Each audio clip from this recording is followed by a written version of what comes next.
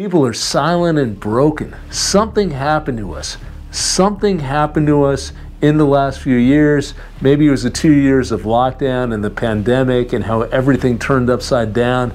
But something about that time broke our spirit. You remember the summer of 2020? You remember George Floyd? People were angry, they were protesting, cities went up in flames. We saw the same protests around the world. Turns out every nation has its own George Floyd. But then something shifted. Something fundamentally shifted. We got to 2021. There were videos of horrific police brutality. These didn't even get any airtime. No one seemed to notice or care. We got to Russia, Ukraine. And we're going along with literal insanity. We are sending weapons to regiments in Ukraine that are wearing Nazi symbols.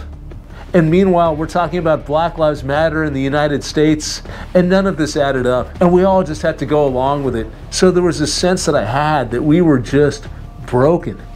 And I've got to say, I've been surprised. I've been surprised since October 7th when Hamas attacked Israel. And Israel responded by launching a campaign to annihilate Gaza. That spirit, that human spirit from somewhere, from our depths, is still alive. That spark never disappeared. And it has been ignited. And now you are seeing protests around the world. You are seeing anger. You are seeing people who are disgusted by what's happening in Palestine.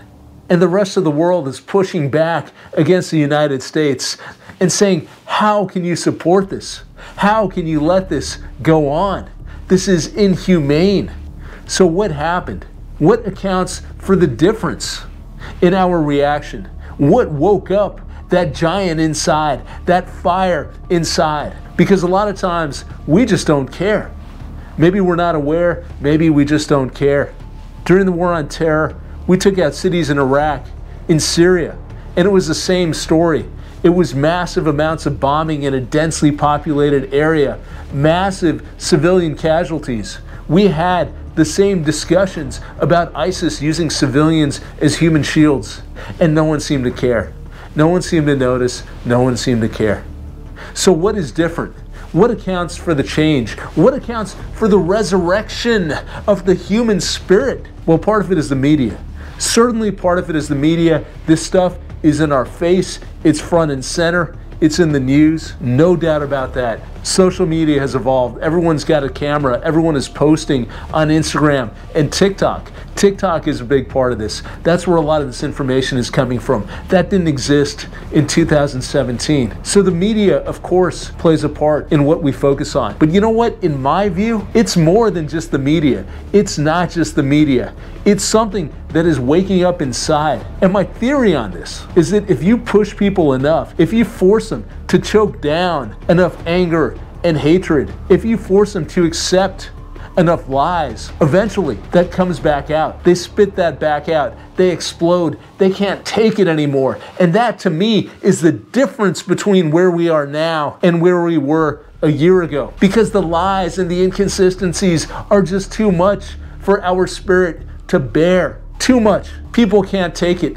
People cannot accept that there is justice, that there are no war crimes going on in Gaza, that this is a righteous struggle. People are looking at this and they start by scratching their heads, and then they start shaking their heads, and then they feel angry and they feel horrified, and they feel we have to do something about this. And at the same time, they are told you cannot speak out about this. You are wrong. You are anti-Semitic.